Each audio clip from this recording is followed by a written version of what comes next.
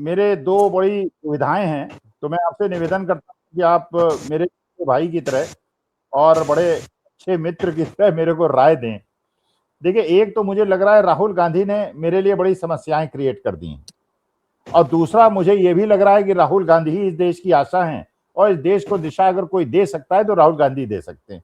अब आप कहेंगे कि साहब बड़ा कंट्राडिक्टरी स्टेटमेंट स्वामी साहब दे रहे हैं, एक तरफ आफत क्रिएट कर दी है और दूसरी तरफ कह रहे हैं कि वो देश को दिशा दे सकते हैं। देखिए, परेशानी मेरी यह है, देखिए मैं ये मानता हूं कि आज हमारे देश को जिस प्रकार के नेतृत्व की आवश्यकता है, जैसे पंडित जवाहरलाल नेहरू थे, जो एक स्टेट्समैन थे, पॉलिटिशियन नहीं थे। भाई देखिए, स्टेट्समैन तो है, अगली जनरेशन के बारे में सोचता है। जो पॉलिटिशियन होता है वो केवल इलेक्शन के बारे में सोचता है। तो पंडित जवाहरलाल नेहरू ने इंफ्रास्ट्रक्चर बनाया, शिक्षा का महत्व बताया, अच्छे अच्छे इंस्टीट्यूशन खड़े किए, because he was a statesman, he was not a politician. अच्छा, राहुल गांधी, अच्छा पिछले 12 साल से आप देख रहे हैं केवल पॉलिटिशियन काम कर रहे हैं। उन्हें अपनी राजनीति से मतलब है, इलेक्शन जीतने से मतलब है। देश चाहे टूट जाए, चाहे हिंदू मुसलमान हो जाए, चाहे डोनाल्ड ट्रंप हमारा अपमान कर दे, कुछ भी कर दे, they are interested in only winning election. वो केवल इलेक्शन के अलावा कोई काम नहीं करते। चाहे हिंदू मुसलमान करके देश का बंटवारा हो जाए, चाहे बच्चों में लाठी चलानी पड़े, पैलेट गन चलानी पड़े, AK-47 चलानी पड़े, उनको सत्ता चाहिए। अच्छा, ये तो राहुल, अच्छा कि राहुल गांधी ने मेरे जीवन में जो समस्याएं क्रिएट कर दी, तो अच्छा पहले मैं स्पष्टीकरण दे दूं, ये राय मुझे मत दीजिएगा कि मैं किसी से गुरु दक्षिणा ले लूं, क्योंकि मैं गुरु रहा हूं। इसलिए देखिए, गुरु दक्षिणा हो या दहेज हो या उसे आप कहिए कि घूस हो, मैं उसमें कोई अंतर नहीं समझता। मैं अपनी मेहनत की कमाई से खाऊंगा, अपने कमाए हुए पैसे से खाऊंगा, तो मैं किसी से दक्षिणा नहीं लूंगा। लेकिन राहुल गांधी ने बवाल मचा रखा है। अच्छा, पहले ये सफेद शर्ट पहना करते थे, मैंने 2-3 सफेद शर्ट खरीद ली, बड़ा पैसा खर्च हो गया मेरा। अच्छा, उसके बाद ये पिंक शर्ट पहन के निकल लिए। अच्छा, फिर मैंने पिंक शर्ट मंगाई, ऑनलाइन मंगाई। अच्छा, अब ये कल पीली शर्ट पहन के घूम लिए, अब मैं पीली शर्ट मंगाऊं, कल ये हरी, नीली, गुलाबी, पता नहीं कौन कौन सी शर्ट पहनेंगे। अब मतलब ये मेरे जीवन में आफत है। जब मैं उन्हें क्योंकि मानता हूं कि अच्छे नेता हैं, और I should copy him so that students gate A message, young gate A message कि यार 74 साल का आदमी जो है राहुल गांधी को मान रहा है, तो हम भी क्यों ना माने। और आप जान ही रहे हैं कि पिंक शर्ट जो थी, इसकी शॉर्टेज हो गई थी, सप्लाई नहीं हो पा रही थी, बड़ी ज्यादा वो हो गई थी। लेकिन राहुल गांधी ने जो आज के तारीख में, देखिए हमारे देश की सबसे बड़ी समस्या यह है, 12 साल से हिंदू मुसलमान के नैरेटिव में फंस गया है। इस दलदल से इसको निकालना आवश्यक था। अच्छा, जितना ज्यादा हम निकालने का प्रयास करते थे और उन्हें मौका मिलता था, वो हमें हिंदू विरोधी बताते थे, सनातन विरोधी बताते थे, मुस्लिम परस्त बताते थे। जबकि हम जानते हैं देश का विकास तभी होगा जब 145 करोड़ लोग मिलजुल के काम करेंगे। लेकिन राहुल गांधी ने उसका एक तरीका ढूंढ लिया, जो मुझे खुशी हुई। उन्होंने कहा यार देखो, अब ये हिंदू मुसलमान के नैरेटिव को, हिंदू मुसलमान के नैरेटिव से, सेकुलरिज्म से नहीं लड़ सकते आप। अब इसके लिए आपको हमारे देश की युवा पीढ़ी को एस्पिरेशनल, जो उनकी एस्पिरेशंस हैं, जो उनकी समस्याएं हैं, उसको सुनना पड़ेगा, और देश को एक दिशा देने के लिए इस युवा शक्ति का, जो देश में 50% है, उसका उपयोग करना पड़ेगा। तो उन्होंने फिर आपने देखा कोटा में मीटिंग की, देहरादून में की, प्रयागराज में की, और कल उन्होंने पुणे में की। पुणे में बड़ी खास बात यह रही, उन्होंने कन्याओं के लिए की, केवल छात्राओं के लिए की, और आपने देखा किस प्रकार से लड़कियां बिल्कुल मौजूद थी। आपने उन्हें लड़कियों को मौका दिया, लड़कियों ने अपनी समस्याएं बताई। अच्छा, ये भी सुन के पूरे मेरे ख्याल से लड़कों को भी बात समझ में आई होगी, मेल्स को भी समझ में आई होगी कि लड़कियों की समस्याएं जो हैं वो हम लोगों की समस्याओं से कई गुने ज्यादा होती हैं। जैसे एक लड़की ने बताया, बस में जाते हैं, खाली बस में भी डर लगता है, बहुत ओवर क्राउडेड में भी डर लगता है, एक सीट खाली है तो वे लड़के के पहले, क्योंकि एक डर उनके दिमाग में भरा हुआ है, और ये मानी बात है कि समस्या है। तो उस एस्पिरेशन को, उस कॉन्फिडेंस, तो लड़कों को भी समझ में आएगा कि यार देखो, अगर भगवान ने उनको हर चीज में हमसे सुपीरियर बनाया है, जेंडर बनाया है, उनको आप जानते हैं सहन शक्ति महिलाओं में बहुत ज्यादा होती है, वात्सल्य बहुत ज्यादा होता है, प्रेम बहुत ज्यादा होता है, सब कुछ होता है, बस शारीरिक शक्ति में वो पुरुष से कम है। तो उसका नाजायज फायदा नहीं उठाना चाहिए। और मानी बात है, समाज तभी आगे बढ़ेगा जब हम लोग एक जोड़ीदार के तरह देश को आगे बढ़ाएंगे। देख, लड़कियों को जैसे किया, तो एस्पिरेशन, अब मानी बात है 50% बच्चे जो हैं आज के तारीख में, उन बच्चों ने मिलकर और राहुल गांधी ने मिलकर देश का जो नैरेटिव था उसको हिंदू मुसलमान से निकाल के शिक्षा में ले आए। अब राहुल गांधी उसको ले आए कि विमेन एम्पावरमेंट। मानी बात है कि देश को अंधार से निकाला तभी जा सकता है जब हमारे देश में शिक्षा के बारे में बात हो, स्वास्थ्य के बारे में बात हो, महिला सशक्तिकरण के बारे में बात हो, महिलाओं को सम्मान देने की बात हो। तो ये मेरा निष्कर्ष निकलता है कि कल पुणे के अंदर जो मीटिंग हुई, उसके अंदर हमारे देश की सोसाइटी, और ये विदेश में भी लोग देख रहे होंगे कि भाई राहुल गांधी तो देश को पटरी में वापस लाने की कोशिश कर रहे हैं, जैसे 12 साल के अंदर पटरी से उतार दिया गया था। ये मेरा व्यक्तिगत विचार है। लेकिन चलिए, अब मैं शर्ट तो खरीदूंगा ही, इसलिए कि भाई राहुल गांधी को मैं मान रहा हूँ कि देश का, तो मैं चलिए पैसा खर्च करूंगा। लेकिन उनसे आगे कहूंगा यार, अब वो या तो वही पिंक पहनते रहो या सफेद पहनो या ये पीली पहनते रहो, अब नए नए रंग मत खरीदना यार। मेरे वैसे ही मोदी जी के जमाने 12 साल से इनकम कुछ हो नहीं रही। कहीं टोल ले लेते हैं, कहीं पेट्रोल का महंगा कर देते हैं, कहीं इनकम टैक्स बढ़ा देते हैं, कहीं दाल के दाम बढ़ा देते हैं, कहीं चावल के दाम बढ़ा देते हैं। ऐसे ही है, हम लोगों का तेल निकला हुआ है और उसमें ये शर्ट पहन के और हमारे खर्चे बढ़ा रहे हैं। तो ये तो चलिए मेरा विश्लेषण है। अमिताभ जी, आपका विश्लेषण क्या है?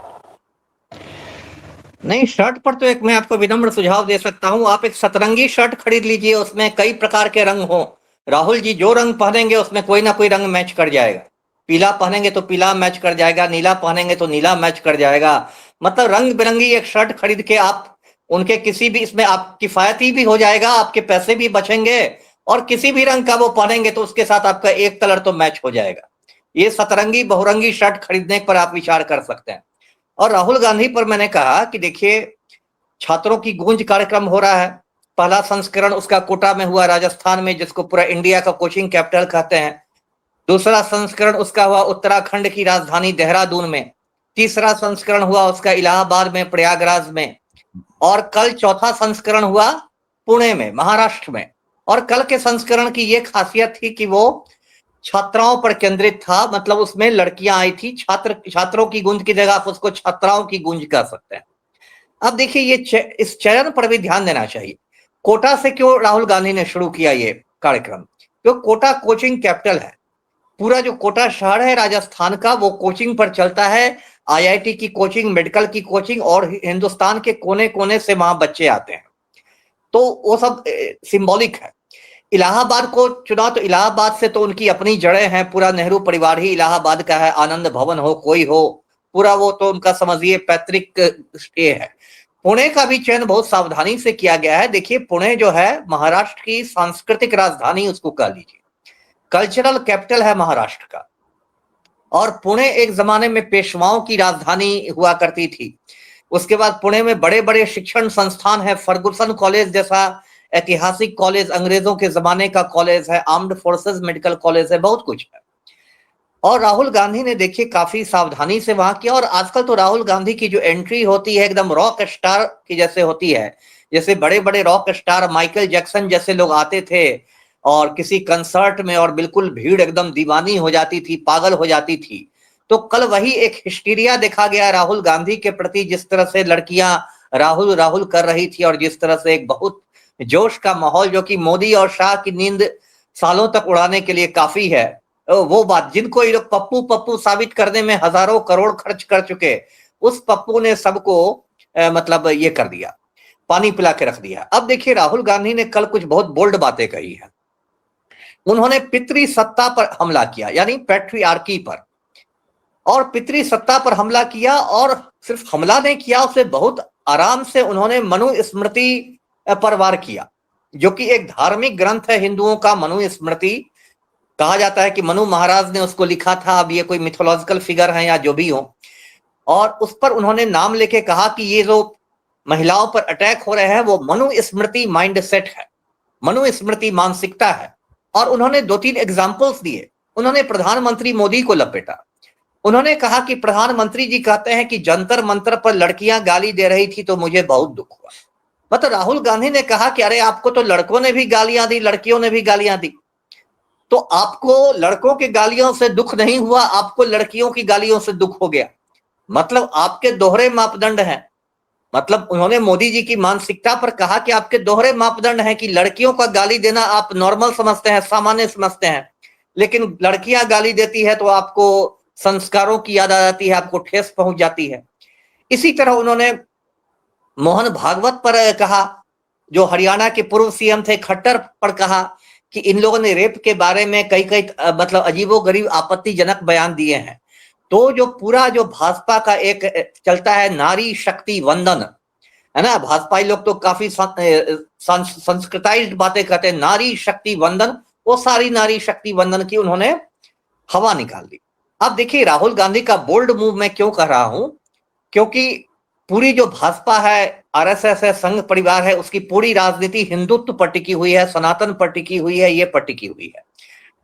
राहुल गांधी ने खुलेआम मनुस्मृति पर हमला किया, जो कि एक हिंदुओं की धार्मिक किताब है, भले ही कितनी भी विवादित क्यों ना हो।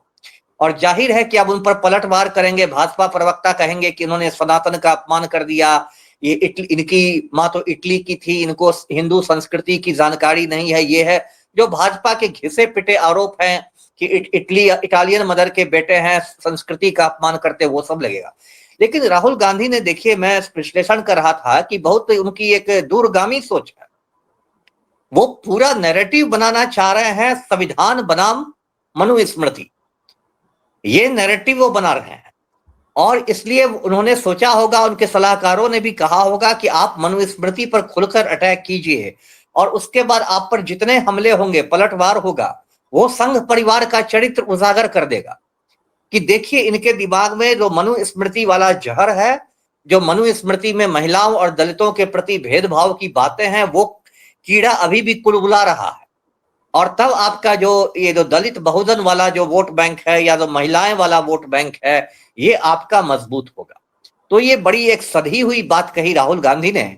और मैं बताऊं आपको कि बाबा साहब अंबेडकर ने भी मनुस्मृति का दहन किया था 25 दिसंबर 1927 को। उन्होंने महाड़ सत्याग्रह किया था। महाड़ है महाराष्ट्र में, एक छोटा सा कस्बा है, वहां का जो तालाब था उससे दलितों को पानी नहीं पीने दिया जाता था। तो अंबेडकर ने महाड़ सत्याग्रह चलाया था, वहां जाकर पानी पिया। और उसी दिन उन्होंने 25 दिसंबर 27 को मनुस्मृति का दहन किया और कहा कि दलितों पर जितने भी जुल्म हो रहे हैं, वो सब मनुस्मृति उसका स्रोत है, उसका सोर्स है। और आज भी दलित बहुजन संगठन जो हिंदुस्तान के हैं, वो 25 दिसंबर को मनुस्मृति दहन दिवस मनाते हैं। तो जो अंबेडकरवादी लोग हैं, उनके निशाने पर पहले से मनुस्मृति है। राहुल गांधी इस चीज को समझ गए हैं। वो कुछ दिनों से दलित बहुजनों की राजनीति भी कर रहे हैं, आपने देखा होगा। उन्होंने जातीय जनगणना की मांग की, उन्होंने कहा कि 50% आरक्षण का जो लिमिट है उसको किया जाए। तो कहीं ना कहीं उस मुद्दे पर वो घेर रहे हैं।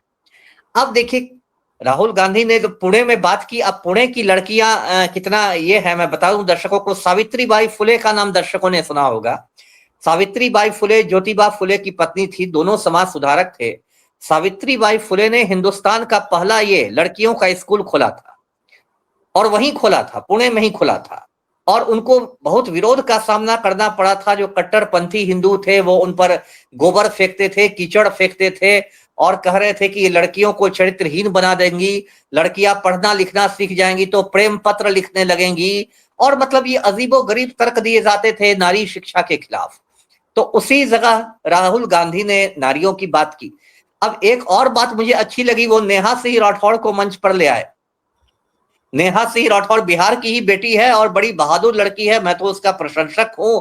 और भोजपुरी में वो एकदम, यूपी में काबा और ये करती रहती है, और मतलब चौकीदार चोरबा और ये वाह वो वाह।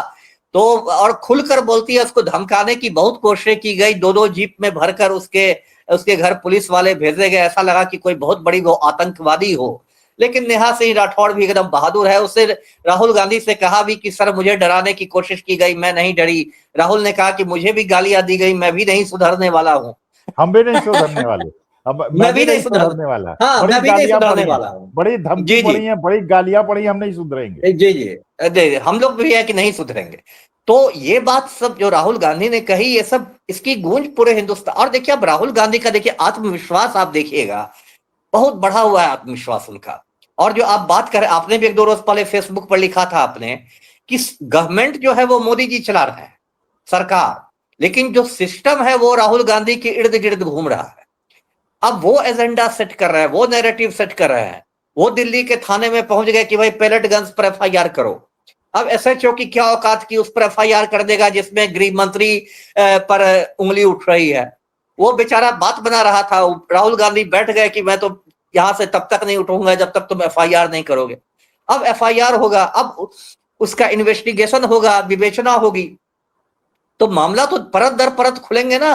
अब तो आप पैलेट गन्स, और उस पर से सुप्रीम कोर्ट ने एक अलग से कमेटी बना दी है जांच के लिए।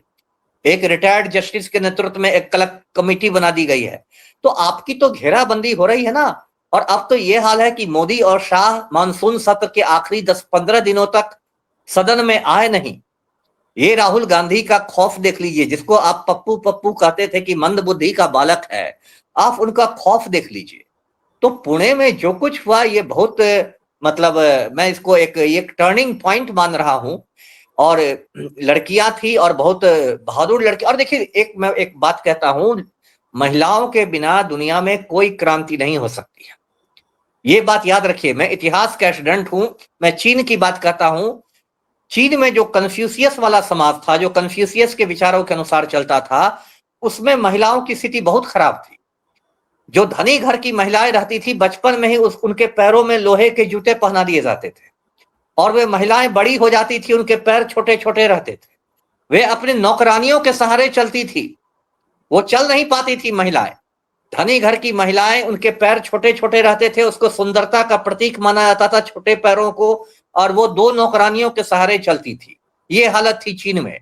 लेकिन जब माओ का उदय हुआ, कम्युनिस्टों का उदय हुआ, तो माओ का एक बड़ा फेमस है, women hold up half the sky. महिलाएं जो है वो आधा आसमान उठाकर रखती हैं। और आज का चीन देखिए तो किस क्षेत्र में महिलाएं नहीं है। विज्ञान से लेके शिक्षा के क्षेत्र में, अंतरिक्ष से लेके, मैं तो यूट्यूब पर बराबर चीन के देखता हूं यूट्यूब, किस में नहीं है महिलाएं। तो क्रांति तो किसी महिलाओं के बिना वो संभव ही नहीं है। और ये राहुल गांधी ने बहुत अच्छा एक किया, आउटरीच किया महिलाओं से, और वो भी सावित्री बाई फुले की धरती पर किया, और मनु स्मृति पर हमले करके किया। तो ये तो बाकायदा इन लोग को। और देखिए भी भाजपा की नींद उड़ने की बहुत वजह है। अभी देखिए 1-2 रोज पहले से जंतर मंतर पर अब सवर्णों का आंदोलन शुरू हो गया। सवर्णों का आंदोलन शुरू हो रहा है आरक्षण खत्म करने के लिए। अब तो देखिए भाजपा की हालत साफ छछूंदर वाली हो गई है। सवर्ण जो थे, अगड़ी जाति के जो हिंदू हैं, वो तो भाजपा को एकदम आंख मूंद के वोट देते थे, क्योंकि ज्यादातर अगड़ी जाति के हिंदुओं में, मैं खुद चूंकि अगड़ी जाति का हूं, तो मैंने तो बचपन से देखा है कि एक पूर्वाग्रह रहता है मुसलमानों के विरुद्ध भी और दलितों के विरुद्ध भी। और वो भाजपा को इसलिए वोट देते थे, उनको लगता था कि भाजपा आएगी तो मुसलमानों से मताधिकार छीन लेगी, दलितों से आरक्षण छीन लेगी। तो सवर्ण लोग तो भाजपा के सबसे बड़े, आप कह सकते हैं, सपोर्टर्स थे, बैकबोन, पार्टी के बैकबोन थे। अब वो सवर्ण लोग यदि नाराज हो गए हैं यूजीसी कानून को लेके, या आरक्षण को लेके, या इसके लेके, तो ये तो, और जो अंक गणित है कि लगभग 70-75% लोग दलित बहुजन हैं, ये किसी भी पार्टी की औकात नहीं है कि वो आरक्षण खत्म कर देगी। तो अब तो भाजपा बड़ी अजीब। जी बोलिए। अच्छा अमिताभ जी, जैसे आपने कहा, मैं कहा कि जो आपने एक बात कही, मैंने कहा उसमें जोड़ दें वरना भूल जाएंगे। नेहा सिंह राठौर ने जो दूसरा गाना सुनाया, मेरे ख्याल से वो इतना ज्यादा इंटरेस्टिंग था। उन्होंने हिंदू मुसलमान की एकता की बात की, अशफाकुल्ला खां की बात की, अब्दुल हमीद की बात की। हमारा भारत जो है ये बहुरंगीय है, ये केवल गेरुआ का रंग नहीं है, इसके अंदर अलग अलग रंग है। और उसके बाद अब ये देखिए, उसने कहा हम ढीठ हूं। मेरी जब शादी हो रही थी, 2 पुलिस की गाड़ियां गई लड़कों के, फिर वो ससुराल में कहा गया ये लड़की कहां से क्रिमिनल उठा लाए जिसके साथ पुलिस घूम रही है, बड़े इस तरह की बातें हुई। लेकिन उसने कहा मैं ढीठ हूं। राहुल गांधी ने हुआ ढीठ हूं, जैसे आपने और हमने कहा हम भी ढीठ है। कारण क्या है? देखिए, हमारे लिए अपने भारत माता से ऊंचा कुछ नहीं है, कोई नहीं। अच्छा, हम जानते हैं हमारी भारत माता उन्नति तभी करेगी जब धर्म जाति से ऊपर उठकर हम लोग अपने बच्चों को सशक्त बनाएंगे और युवा पीढ़ी को आगे बढ़ाएंगे। उसके लिए शिक्षा बहुत जरूरी है, चिकित्सा बहुत जरूरी है। हम भी ढीठ हैं भाई, मेरे को भी बड़ी गालियां पड़ी हैं, बड़ी धमकियां मार दी, जबकि गुरुजन का नॉर्मली सनातन धर्म में सम्मान किया जाता है। मैंने बड़ा अपमान झेला है और धमकियां झेली है, लेकिन हमने कहा नहीं, भारत माता के लिए कुछ भी कुर्बान, हम झुकेंगे नहीं। तो ये बात मैंने कहा कि इससे मैं कह दूं कि जो नेहा सिंह राठौर कह रही थी, जो राहुल गांधी कह रहे थे, वही हम आप कह रहे हैं। भाई आप पे भी बहुत सारे कष्ट आए, मुझ पे भी, आप जानते हैं, आपको तो पता ही है, आप तो भूख भोगी हैं, आपने क्या क्या झेला है। इसलिए झेला है कि आप भारत माता के लिए जो होना चाहिए वो कर रहे हैं, in spite of the fact कि आपके कैरियर पे, आपके जीवन पे उसका दुष्प्रभाव पड़ रहा है, क्योंकि नेशन फर्स्ट। अब आप अपनी बात कंटिन्यू रखें। नहीं, वही मैं कह रहा था, ये एक राहत इंदौरी का शेर है, मुझे बहुत पसंद है, दर्शकों को मैं सुना दूं कि सभी का खून है शामिल यहाँ की मिट्टी में, सभी का खून है शामिल यहाँ की मिट्टी में, किसी के बाप का हिंदुस्तान थोड़ी है। तो ये राहत इंदौरी का शेर है, और बड़ी गहरी बात इसमें है कि भाई ये हिंदू, मुसलमान, सिख, ईसाई, ब्राह्मण, दलित, राजपूत, पिछड़े, सबका हिंदुस्तान है और हजारों साल से हमने सारे सुख दुख साथ में झेले हैं और आगे भी झेलेंगे।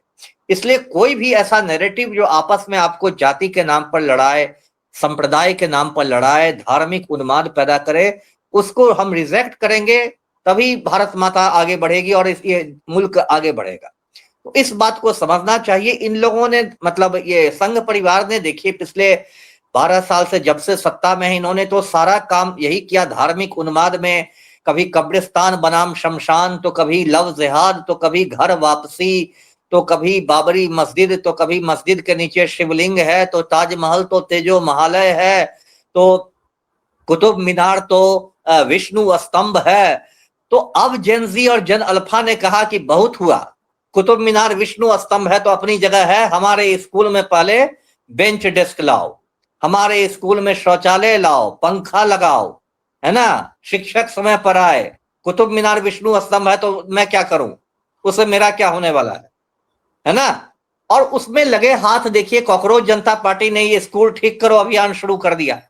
ये तो और इनके लिए मतलब एक हेडेक हो गया। अब राजस्थान में एक तबेले में और कहां स्कूल चल रहा है, वहां ये लोग पहुंचे तो इनके गुंडों ने पिटना शुरू कर दिया। अरे आज के जमाना में आप पीट के किसी आंदोलन को खत्म कर सकते हैं क्या?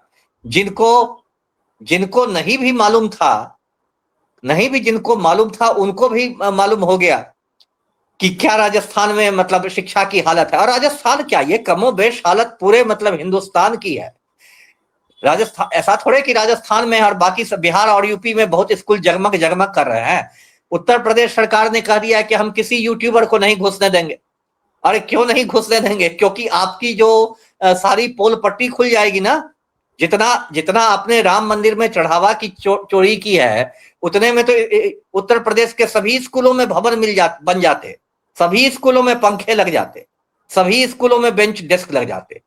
तो जब शिक्षा का मुद्दा केंद्र में आ गया है तो ये तो भाजपा के लिए एक दुस्वप्न की स्थिति है। दुस्वप्न की स्थिति है कि यदि मंदिर मस्जिद छोड़ के बच्चे स्कूल कॉलेज की बात करने लगे तो ये बहुत नाइटमेयर की स्थिति हो गई है बीजेपी और आरएसएस के लिए। और इनको समझ में नहीं आ रहा है कि इसको काउंटर कैसे किया जाए।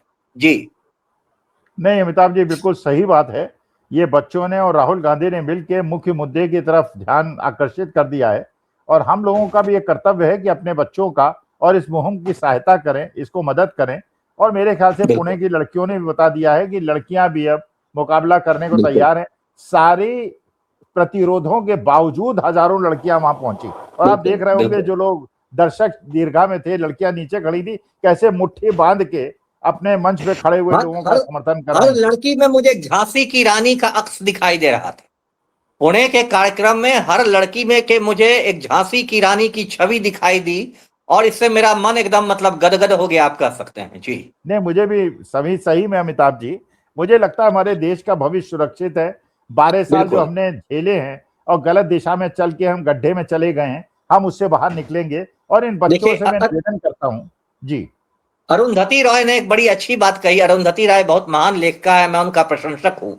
उन्होंने कहा कि जेन जी आंदोलन के बाद अब मैं शांति के साथ मर सकती हूँ।